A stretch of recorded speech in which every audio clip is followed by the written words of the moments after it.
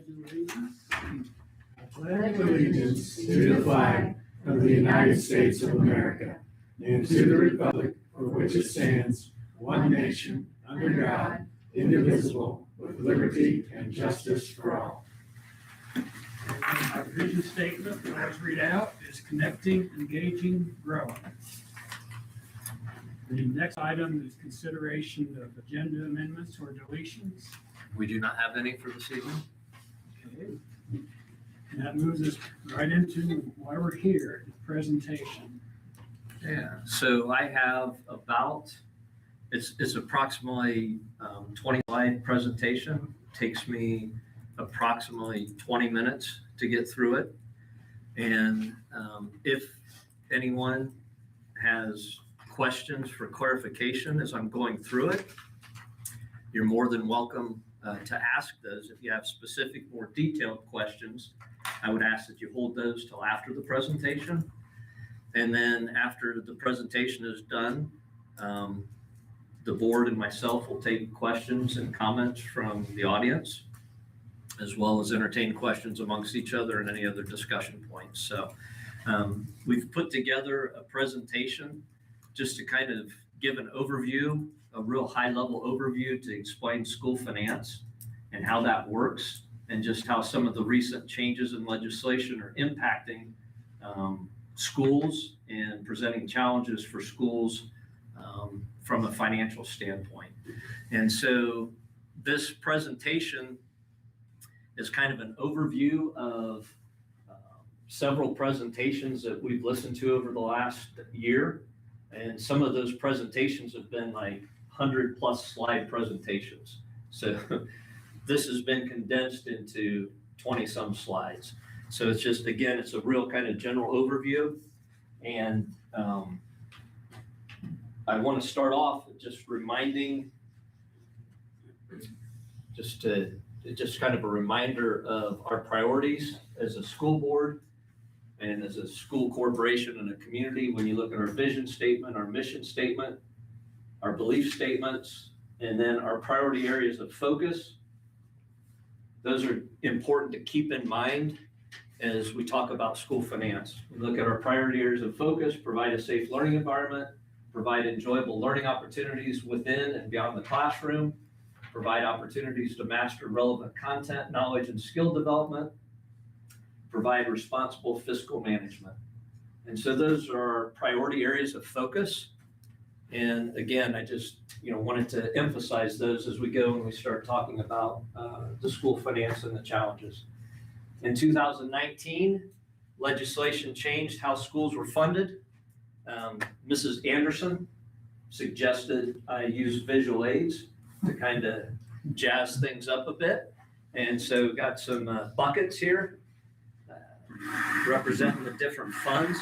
When the state went to the funding system that we have, it's kind of easiest to think about it in as far as buckets. And so you look at our education fund, our operation fund, and our debt service fund. The education fund comes from state funding. Operations and debt service are generated from property taxes. The key thing to keep in mind is that the money just can't move freely between these buckets. It can't move freely between these different funding streams. Another thing to keep in mind is that schools get audited every 2 years by the State Board of Accounts. So, we're held accountable for these funds we receive and making sure that we're spending them properly and according to legislation. So it's not just, hey, we get this money and we can move it around the different funds and we can spend it however we want. We have guidelines and laws that we have to follow, and we're audited every 2 years to make sure that we're staying in compliance. On those handouts that you received, there's information on one side. On the other side is this graphic, which I'm very proud of. I spent probably 3, 4, maybe even 5 minutes with ChatGPT designing this graphic, so I'm really proud of it. So that's on this page. You can look at this and kind of use it, as well as the buckets up here as we go through this to kind of help as a reference point. So the first bucket we're going to talk about is the debt service fund. And this one is, it's unique and it has some really unique characteristics, and it gets confusing, and it also kind of at times gets schools kind of a bad rap when they do building renovations or additions and things like that, because it's misleading to the public of where this money's coming from and how it's being spent. And I believe the best way to explain it is that it functions like a loan. And schools can use this, but it's restricted to certain things. We can't use any money from debt service for pay raises, for salaries. We can only use it for capital projects, building renovations, and improvements. And the amount of money we have available to borrow is a formula based on our assessed property value and our tax rate, and then our amount of debt that we already have. So we have an amount of debt that we can borrow based on our tax rate and based on our property value. And so these last 4 years, we've done some building renovations. We put new roofs, we put new HVAC systems, and so we've done a lot of improvements to our infrastructure, and that came from this bucket here. And then what happens is on the property taxes, that money comes straight out of the property taxes, and we pay that debt back. We pay those bonds back out of this fund. That is basically, our main way that we can generate and do these building projects and these building renovations. Here's the catch.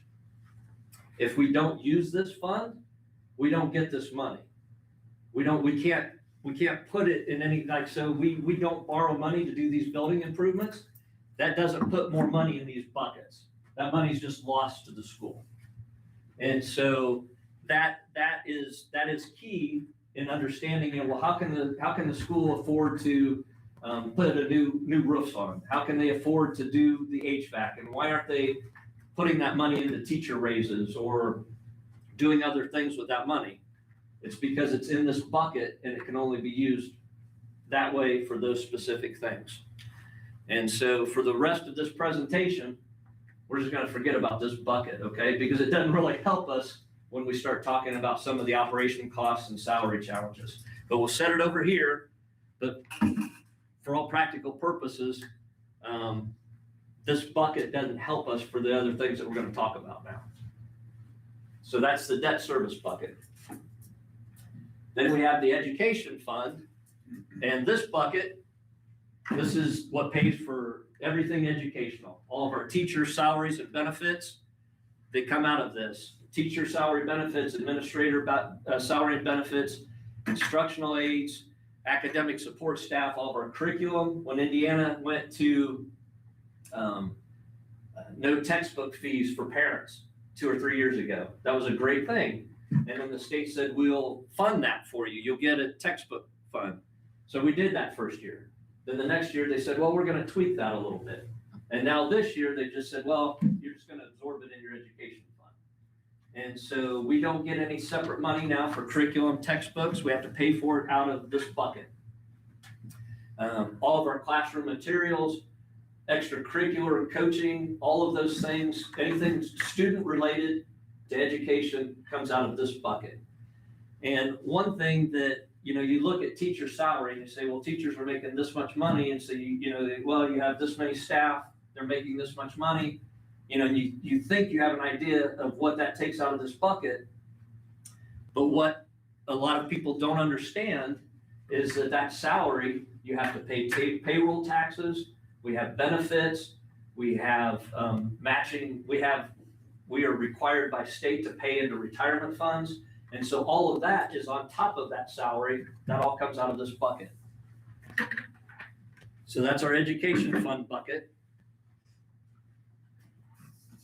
And then the restrictions that the state puts on this bucket, they tell us that you have this money that comes into this bucket, and this is generated from ADM. I don't think I mentioned that. This gets funded by our student count. So we have 2 ADM count days. We have one in October. We have one in February that we just had yesterday. And so when you talk about planning and budgeting for a school year, We have no idea how much money we're gonna get in this bucket until this next week, because we get approximately $8,000 per student to go into this bucket. We get half of that based on how many kids are enrolled in October, on the October count day. We get the other half in February on however many kids are enrolled. So if we lose 10 kids between October and February, that's 4 times, what did I say, 10 kids, that's a $40,000 hit to this bucket.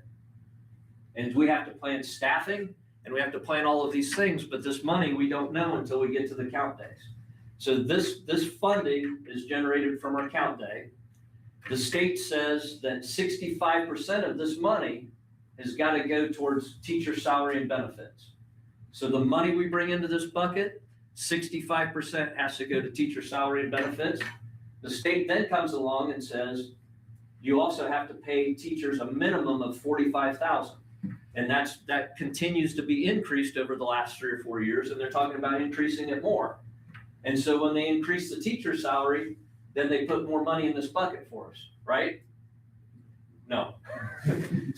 So they tell us that 65% has to go towards salary and benefits, $45,000 minimum teacher salary, and then they tell us, well, you can use a little bit of this money that you have left over to put in this bucket, but only 15%. So you can only transfer 15% into this bucket, and you can't use any of this money for your operating costs. You can't pay for transportation, you can't pay for utilities, you can't pay for any facility maintenance out of this bucket. But you can move 15% over there if you need to. So all of these mandates they put on this bucket, they don't help increase this fund. There's mandates that end up causing us to spend more money out of this bucket, but no increased money to help with this bucket. So that's our education fund bucket. Now we get to the operations fund. This bucket, this one comes from the state funding based on our student enrollment. This one comes from local property tax. And this is the bucket we have to pay for all of our busing, all of our transportation costs, building maintenance, cleaning repairs, maintenance staff, all of our custodial staff, all of our cleaning supplies, our gas bill, electric bill, all of those things, our technology infrastructure, safety and security, that all comes out of the operation fund bucket. When we get hit with inflation, when gas prices go up, when electric prices go up, that affects this bucket. We don't get extra money put in this bucket when costs go up. And so that's the operation fund. Now here's the things that end up making this bucket really challenging for us. In this area, we get hit really hard with the circuit breaker. Circuit breaker is great for property owners in that they get a tax cap break. But this operation fund, we have a tax rate that we need X number of dollars to go into this bucket to pay all of our expenses. And what happens with the circuit breaker, we have a need here, but the circuit breaker comes in and caps the taxes here. So all of this money above this, the school doesn't get a claim, we just do without. And so currently, the circuit breaker, the school loses about $1.4 million out of this bucket. Then we have the TIF district, where this is kind of like a tax break for businesses. And so because of that TIF, in our TIF district, the school loses another $1 million out of this bucket. So between circuit breaker and TIF, we are short $2.4 million of what we need in this bucket for our operating costs.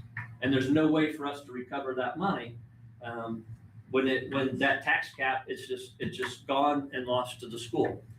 And now we have Senate Enrolled Act 1 that has come in. I'm going to talk about that a little bit more. That increases that loss. That loss that we get through circuit breaker and TIF, Senate Enrolled Act 1 is going to increase that loss. And so then we also, this bucket, as I mentioned earlier, gets hit with inflation. We have limited options as a school to generate more revenue. So we can't generate more revenue to put into this bucket.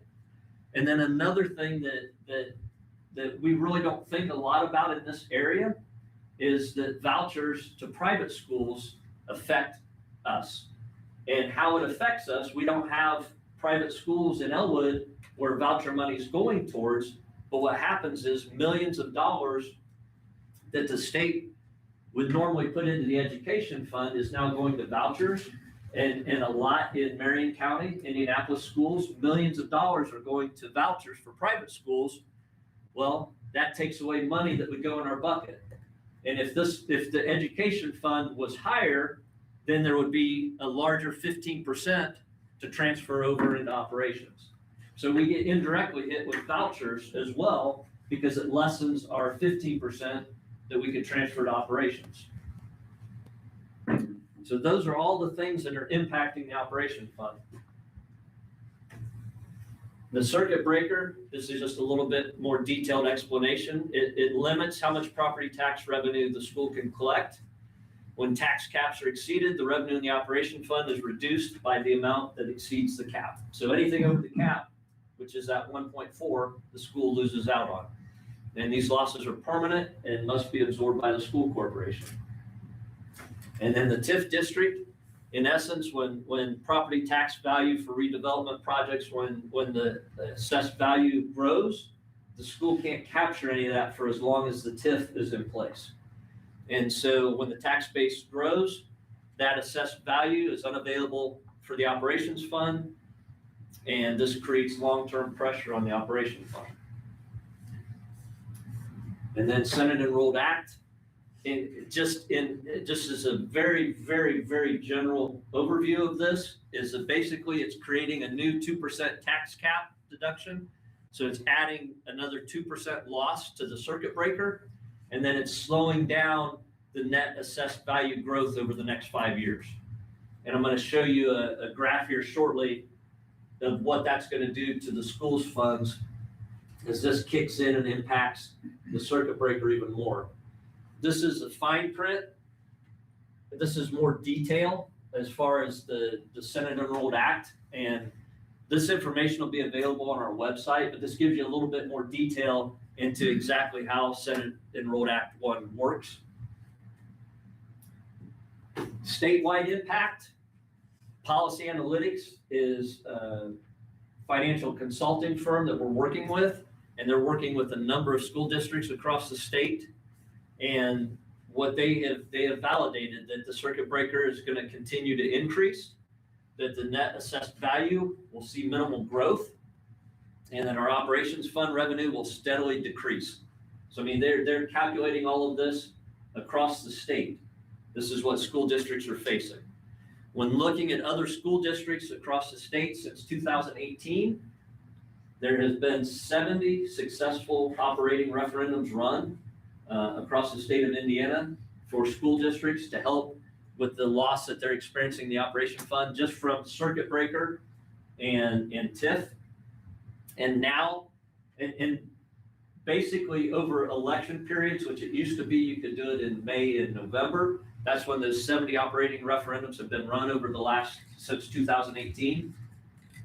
An average of approximately 5 to 10 school districts usually run a referendum a year. Because of the changes of SEA 1 now, it's being projected that over 100 school districts are looking to run an operating referendum this next fall. So you go from 5 to 10 a year to over 100 are planning to run a referendum in November. And that just, I share that just to emphasize the impact that these changes are having on schools and that what schools are needing to do to try to survive to be able to pay their bills. And then what does that look like more specific for us locally?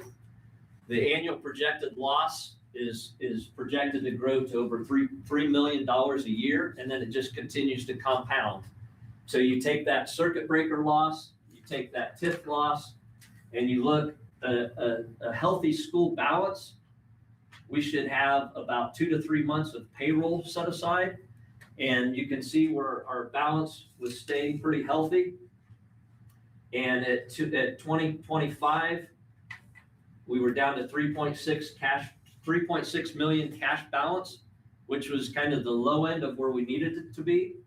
and you look at when SEA 1 now is kicking in, and you look at the end of 2027, next calendar year, if we continue with our current spending, with the extra losses that are going to happen now with Senate Enrolled 1, our projected loss right now is that we'll be $200,000 in the hole by the end of 2027.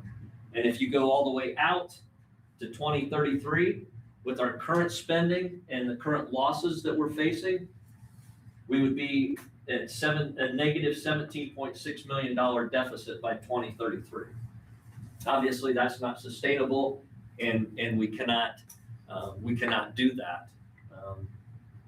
And so some things to keep in mind is that our expenditures are outpacing our revenue due to the property tax loss, due to the rising operational costs, and due to the revenue growth being structurally limited.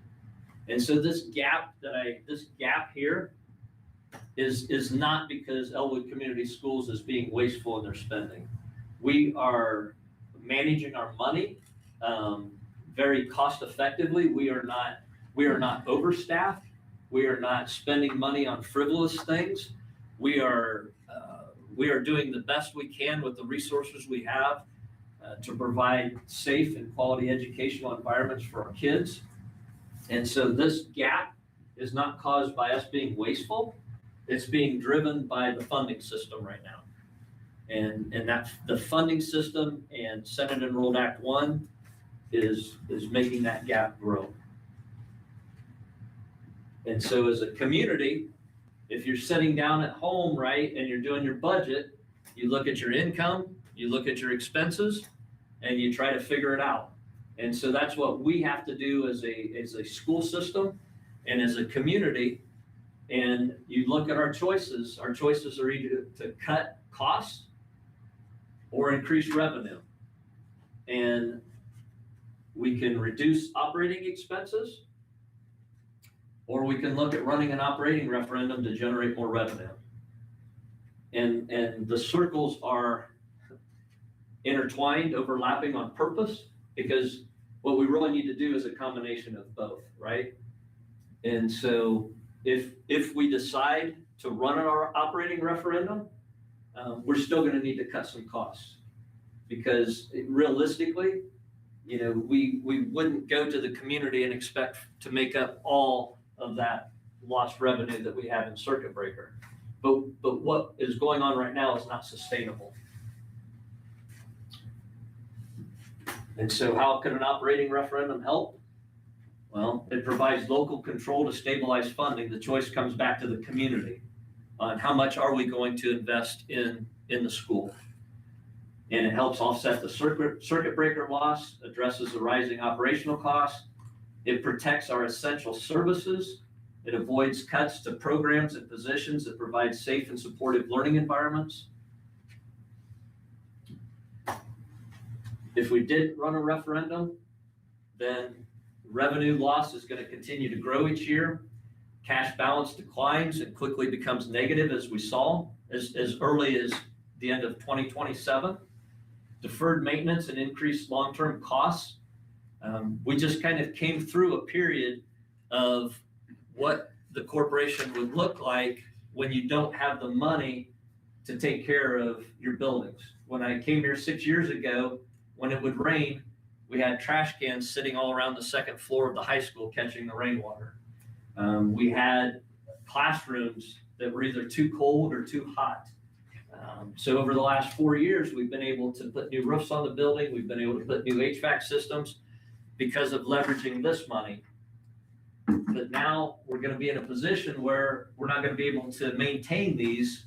And if we're not able to maintain them, then another 5 or 10 years, we're going to be back in that same boat where we have broken down buildings and not great conditions conducive for good learning environments. Programs and service reductions become unavoidable. We have to start prioritizing and looking at, okay, what programs are we going to keep? What programs are we going to eliminate? And if we can't be competitive with local school districts, we're going to lose outstanding teachers and staff to other districts. And these challenges will just compound over time. what it means specifically for our students and staff. Without referendum to provide stable operation funding, then safe and reliable transportation services become strained, building conditions deteriorate, safety and security investments are limited, technology infrastructure deteriorates. An operating referendum could protect safe and supportive learning environments for our students and staff. This is just kind of a recap on the funds, on our challenges, and what an operating referendum will do.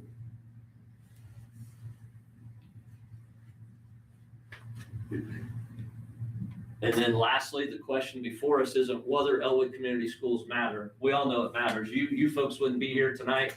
You folks wouldn't be watching at home if you didn't think that Elwood Community Schools matter. And so it's not a question of whether it matters, it's how we as a community choose to sustain what we value. And right now, my opinion, and I think it is pretty widespreadly shared amongst the majority of our staff, our students, and our parents, is that overall we're doing pretty well at Elwood Community Schools and we're continuing to get better. And so do we want to continue on that path? And if we do, how much are we willing to invest and pour into the education of our students? And that is the conclusion of my spine-tingling PowerPoint presentation. So I will pause for a moment. Does the board have any comments or questions before we open it up to the public? Well, I'd just like to say that, we've been suffering from the property tax system for several years with the circuit breaker. We're one of the schools with the highest percentage loss in the state, which means we've been watching our money carefully for several years. Now we're getting hit with more.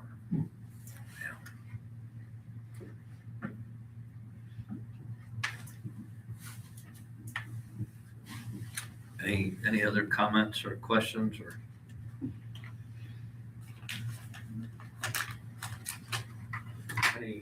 Any comments or questions from the audience? I'll ask. When textbook funding went away, pretty much, was anything given back for all the Chromebooks that we paid for? Or? No. We don't tend to get anything back. There's a lot of unfunded mandates that the legislature has been imposing on us over the past few years.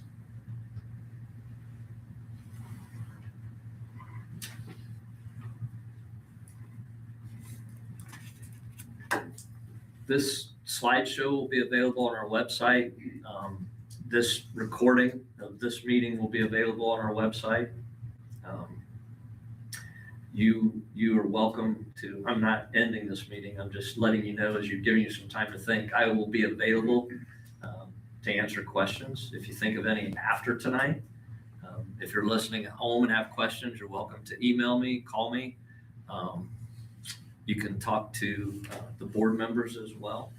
So we're available to answer questions. We don't have answers. We're just letting you know, wanted you to understand how the funding system works and wanted you to have an understanding of the challenges that we're facing as we look the next couple months and work with our financial advisors, work internally with our administrative leadership team, working with our teachers, our staff to come up with ideas and make decisions on, okay, what do we need to do to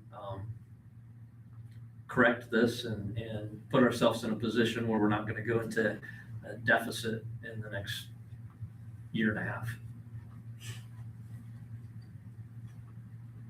How does the referendum work? How do you put it in place?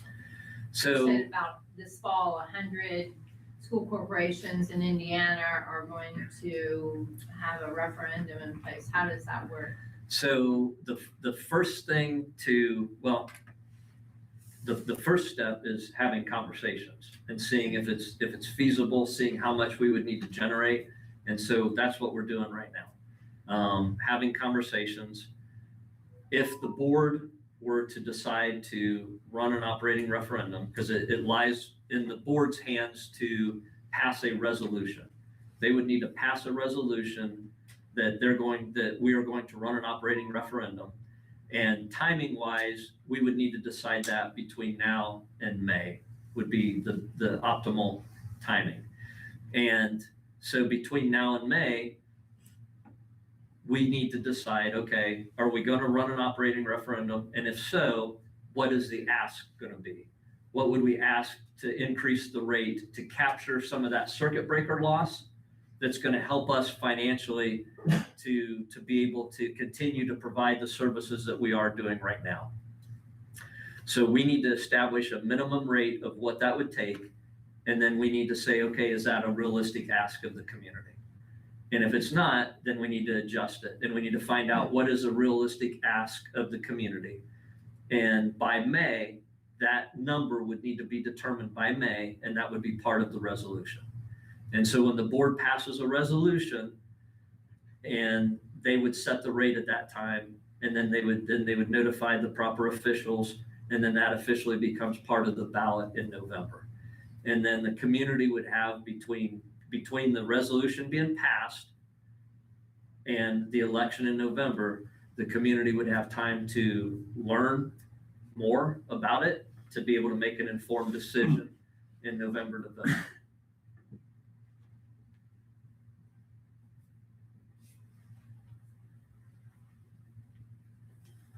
One thing I was just thinking about, kind of put this in perspective a little bit, is that,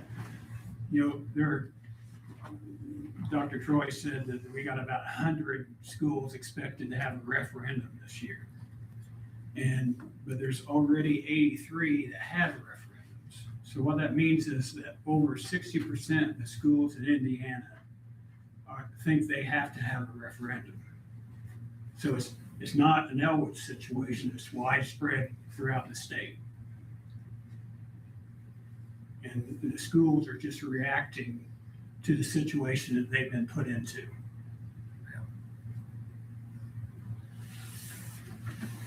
There are other local communities surrounding us that are doing referendums also. There are other ones that are also looking at other ways to cut. There's some local ones that are looking to cut transportation completely out of the school system.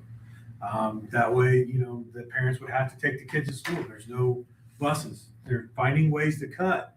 We're just trying to find ways to maintain and continue to keep getting better and better as we go through, whether, that is a referendum or, like Dr. Troy said, a combination of both, but to still continue where we're going and the projection of how the community's gotten better and better over the years with the school, to continue to keep building on it so that we don't see it going back, as Dr. Troy said, with the school deteriorating and getting worse and doing stuff, because there's nothing worse than freezing in the classroom or, walking by and getting rained on or things like that. Or, if we get rid of transportation, I'm not saying we are by any means at all. So I want to say that to you, but there are school systems that are. So now kids have to walk, or a parent has to try to figure out how they're going to get that taken care of.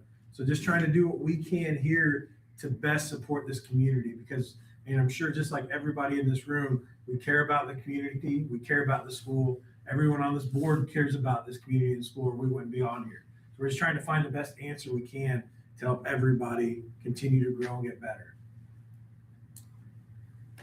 And whatever happens, we're going to need your help.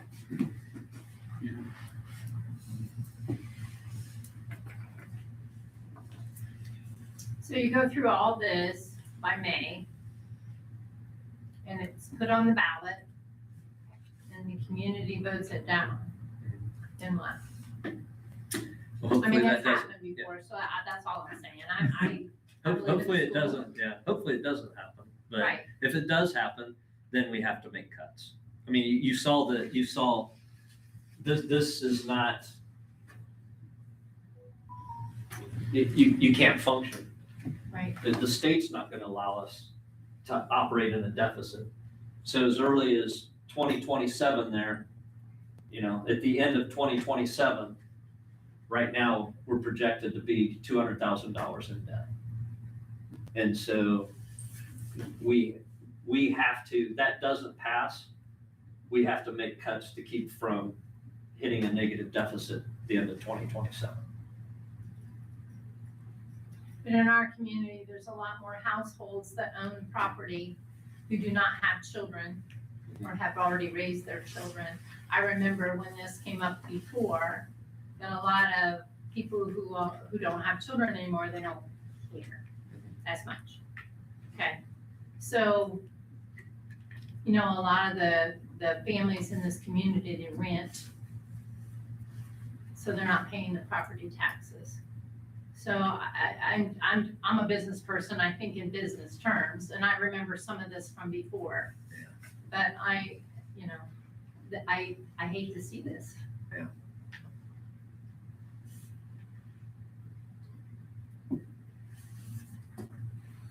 And I believe, I could be wrong, and so please correct me if I'm incorrect, but I believe if the referendum, if it goes on the ballot and it comes in November and it is shot down, I believe we cannot run another referendum for at least 2 more years after that. So if it gets shot down, say it's on the ballot in November and it gets shot down, we cannot try to run another one next November. We would have to wait 2 more years to even try, and at that point, we're even farther in debt than we already are. Yeah. So just an FYI, so that's also out in the community to understand that I believe that's now part of the Senate bill also. You that are has been correct. passed, that you can't do it again within 2 years.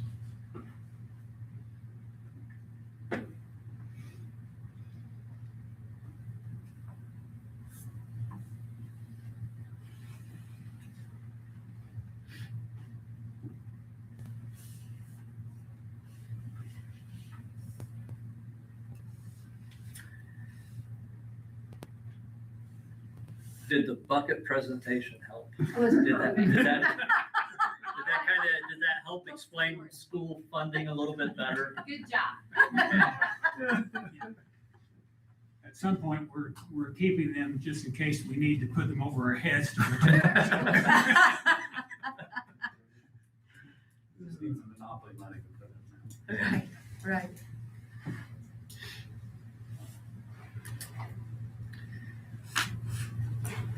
Did you guys learn something about school funding? I mean, did you learn some things? Because I mean, I'll tell you, I've been in education for over 30 years, and just preparing for this the last couple of weeks, I started learning some things, you know? And so it's a very complex topic, and, you know, just trying to hopefully make it easier to understand so people can, you know, get a little bit better understanding of our challenges, and that, you know, we just can't spend money freely.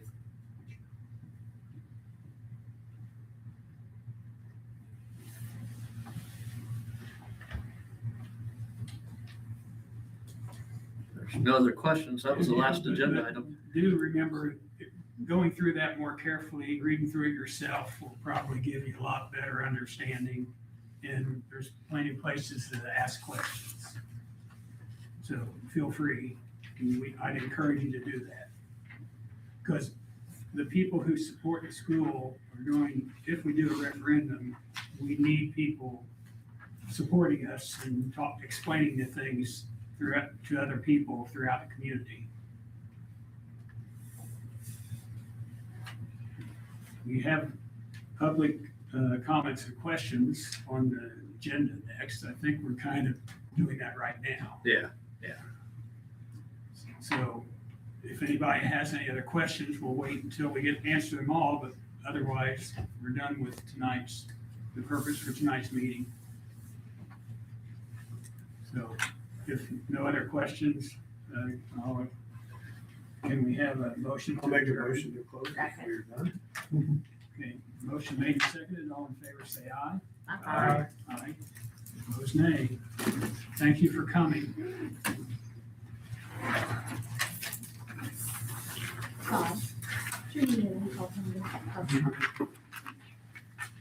Sure you already did, but just in case.